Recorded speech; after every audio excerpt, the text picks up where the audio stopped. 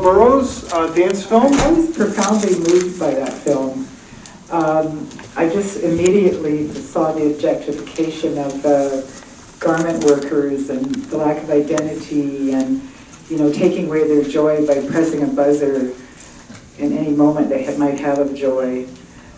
The truck taking them to and from work and, you know, and unmasking and just putting the mask back on her face at the end, like, this is too much. And there's shame involved, and it was just so full of metaphor for me. It was fabulous. Yeah, no, it was a very put together, nicely crafted film with a deep message, and it was working on all cylinders. Yeah, I really liked this one. I didn't get as much out of it as her. I was wondering though. It made me wonder, like, you know, why were they wearing the masks, and the ropes on the hands. I wondered about that. There was obviously something there, but it worked well. It was just nicely done film, very interesting, provocative, and you know, left me with more questions. My interpretation of the film was like, so they're all working in this canon, this kind of way of performing, this is what's required of them,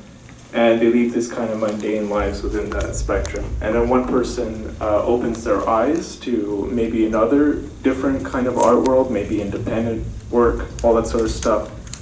And towards the end, opens another performance eyes to you know, alternative art, working outside of the canon, outside of what is accepted. And that person is frightened and confused and doesn't know what to do. And it seems, you know, she puts back the veil on herself. And then in line one, the one that, you know, brought freedom to this other person, towards the end, you no longer see her eyes. She has a veil behind the cracked mask. So she feels alone, unsupported, and goes back to, you know, being this dummy. I thought that was really interesting, how, you know, you could have this vision, but if no one's going to support you, what's the point? Maybe stop.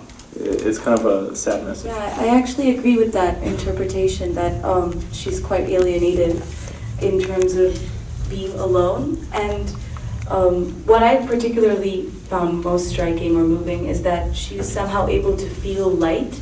The camera kept panning to her hands and then the kind of light that fell. So it kind of gave a tactility to something that generally one doesn't feel. I mean, nobody really feels or attributes touch to light.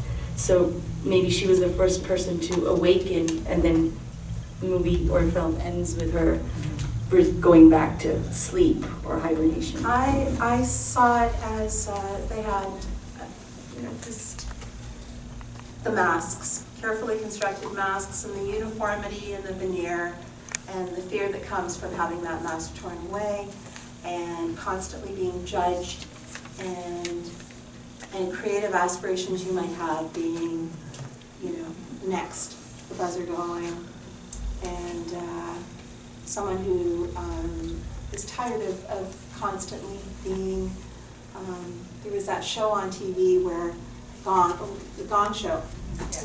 So she's tired of being gonged, and she confronts the gonger. When she confronts him, he has no head. Like, there is no judge there. And I think I saw in their masks, they were all kind of nylon stockings and crap and gauze bandages, and I think it speaks to a fear that maybe there is nothing underneath of it. We have nothing inside, you know. I saw that I interpreted it as a broader, that it could speak to many, just the human condition, whether we're performing, whether we're just living. You know, there is always that fear of judgment, the fear that we're empty, the fear that we won't measure up, whatever it may be. And I agree that in the end, although they're back in the cattle car and she's alone again, the camera goes to her fingers, and there's a play of light on them as she's moving her fingers. She hasn't forgotten, and she's not going to, you know, she's going to try again. Pretty much touched on everything, but just one thing left was just breaking out of the system is not for everybody.